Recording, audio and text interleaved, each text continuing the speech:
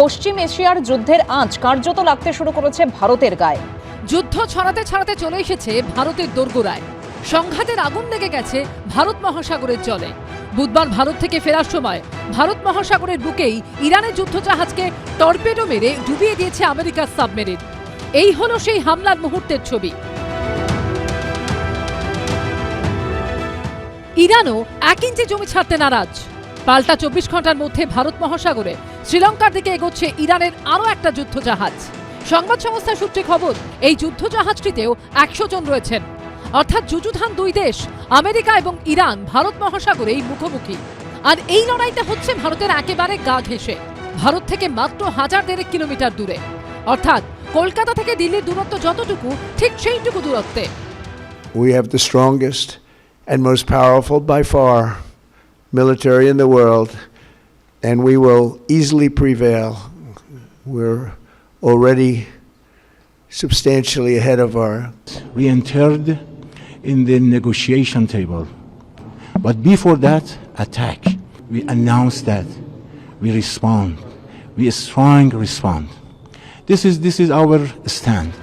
ফেব্রুয়ারি মাসে ভারতের বিশাখাপত্তনমে নামে ইন্টারন্যাশনাল ফ্লিট রিভিউ 2026 ও মিলন নৌমহড়ায় অংশ নিতে এসেছিল ইরানের যুদ্ধজাহাজ INIS ডেনা। ভারত ফেরত সেই ইরানি যুদ্ধজাহাজকে এই টর্পেডো মেরে ডুবিয়ে দিয়েছে আমেরিকার submarine. An American submarine sunk an Iranian warship that thought it was safe in international waters. Instead, it was sunk by a torpedo. Quiet death. The first sinking of an enemy ship by a torpedo since World War II. Torpedo হলো এক ধরনের self propelled missile. Torpedo লক্ষ্যবস্তুর কাছাকাছি পৌঁছলেই বিস্ফোরণ ঘটে। মূলত যুদ্ধজাহাজ ধ্বংসের জন্য নৌসেনার টর্পেডো ব্যবহার করে। আমেরিকা জানিয়েছে, দ্বিতীয় বিশ্বযুদ্ধের পর এই প্রথম টর্পেডো মেরে শত্রুপক্ষের জাহাজ ডোবালো তারা। আর সেটা হলো ভারতের এত কাছে। শ্রীলঙ্কার দক্ষিণ দিকের বন্দর শহর গল থেকে মাত্র 40 নটিক্যাল মাইল দূরে ইরানি রণতরীটিকে ডুবিয়েছে আমেরিকা। ইরানিয়ান শিপকে সিঙ্ক করেছে আমেরিকা, এবং তার নাম আইরিস ডিনা, এবং সেখানে 87 জন আমরা শুনতে পাচ্ছি যে দে আর অলরেডি ডেড। 37টা বডি ওদের রিকভার করেছে। তো ইরান অলরেডি আরেকটা বোধহয় জাহাজ পাঠাচ্ছে। যতটা ছিল, এটা খালি দুটো দেশের মধ্যে তো আর নেই। এই এসকালেশনটা ছড়িয়ে পড়ছে ওয়েস্ট এশিয়াতে, বিকজ ইরান তো একটা কাউন্টার রিটালিয়েশন করছে। ইরান যে এইভাবে কাউন্টার রিটালিয়েশন করতে পারবে সেটা আমেরিকা আর ইসরায়েল ভাবেও নি।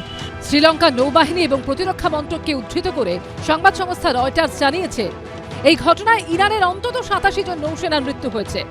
অনেক নৌসেনা জওয়ানের কোনো হদিশই মেলেনি। কয়েকজনকে উদ্ধার করতে পেরেছে শ্রীলঙ্কার সেনা। তারা এখন সে দেশের হাসপাতালে চিকিৎসাধীন। এবিপি আনন্দ। এবিপি আনন্দ, এগিয়ে থাকে, এগিয়ে রাখে।